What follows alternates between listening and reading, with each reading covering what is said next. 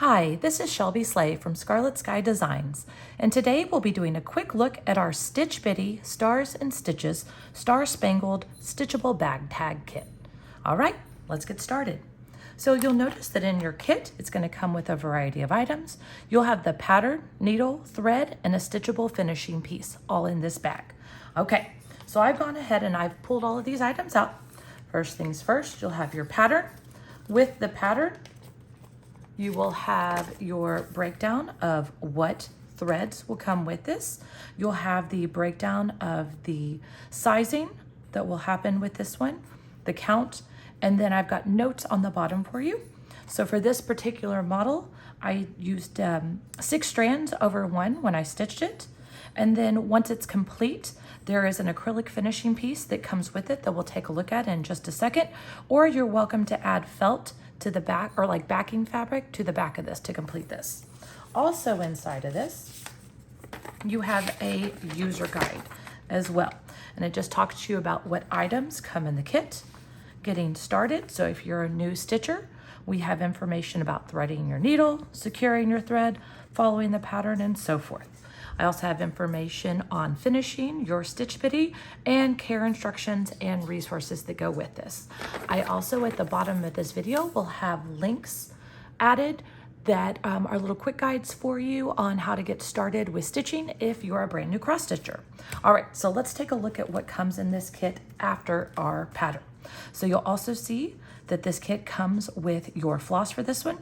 For this pattern, we are using DMC B5200, 321, and 312. All 3 of those threads will be needed. In this kit, you also have a thread organizer that has your 3 different threads labeled for you. You have your stitchable finishing piece, your piece of acrylic.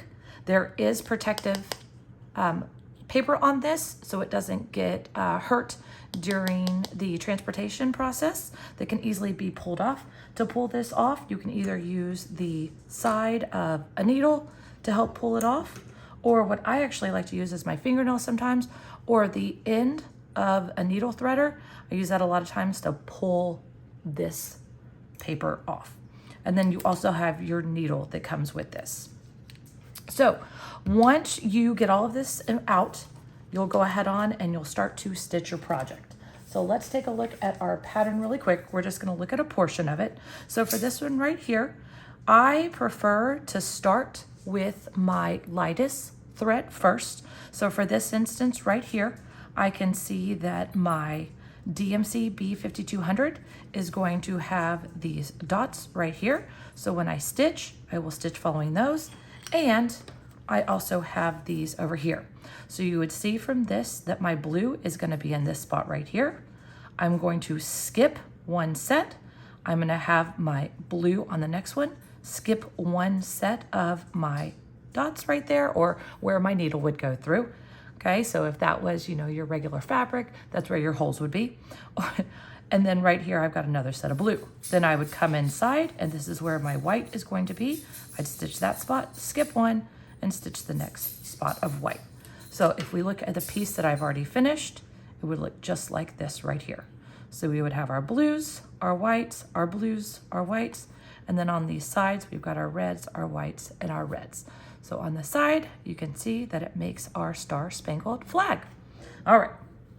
So once you have finished stitching your piece, that's where the next part of this comes into play. So let me go ahead on and grab my piece that I've already finished and my acrylic backer. And again, this comes with this. And then there is also a piece of hardware for you that comes with this kit as well. Now, when you are finishing this piece, the first thing you want to do is come in the back, and then you'll want to trim back all of your excess threads. So for instance, let me grab my scissors really quick. If this piece of thread right here was sticking out a whole lot, I might want to come in and just, oops, I don't want to get my red right there. I might just want to come in here and nip those pieces back just a little bit. I'll put that over there to the side. And then I would make sure everything is laying flat. And then I can go about adding my backing piece to this. Now for this particular project, there's a couple of different options that you can use to finish this piece. What I'll be using today is the Gorilla Clear Glue. I don't recommend using super glue on anything acrylic just because it can damage the acrylic.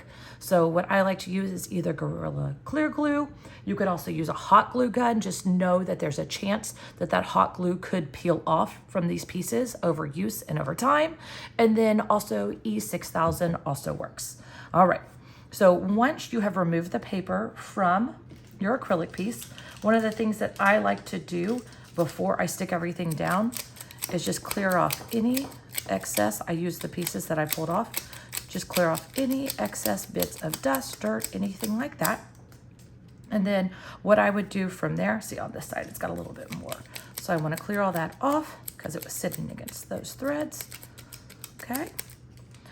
So what I want to do here is I'm going to lightly glue onto my stitched piece. I'm just going to make small little dots that kind of sit and roll over my thread and right on my piece right there. I'm going to do a little bit on the edges.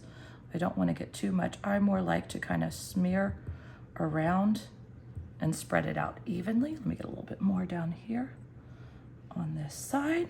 Okay. Now, once I've got that all complete, I'm going to take my piece of acrylic and I'm going to press it and hold it.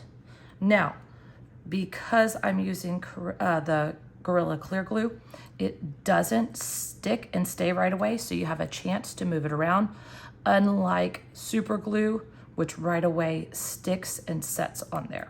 So one of the things that you could do, and I've got some with me, while you're in the process of waiting for that to dry, you could use some fabric clips to hold your glue down.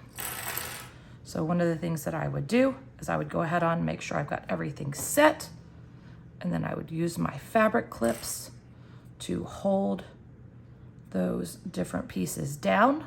And that also gives me a chance with these fabric clips to go in and make sure everything is lined up and set and ready. Let me put these last couple of clips on there. Add those to there.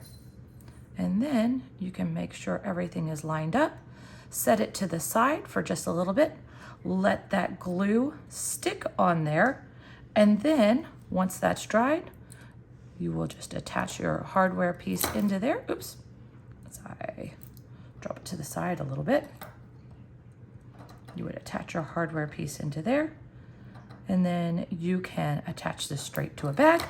You can use it as a scissor fob. You could use it, like I said, like a bag tag. You could use it as a scissor fob. You could use it, for your project bags, as a pull. There's a variety of different ways that you could do this. But as soon as you let that dry, then it is ready to go for use. Again, one of the things that you'll want to do is if you have any glue seeping on those sides, that's not a problem. Just wipe it off. See right there, I'm going to get a little bit of glue seepage. And I'll probably add one more clip right on that side to make sure everything is closed tightly on that. And then as soon as it's dried, we are ready to go. All right. Thanks so much for watching. I hope you enjoy your new Star Spangled bag tag. Have a great day.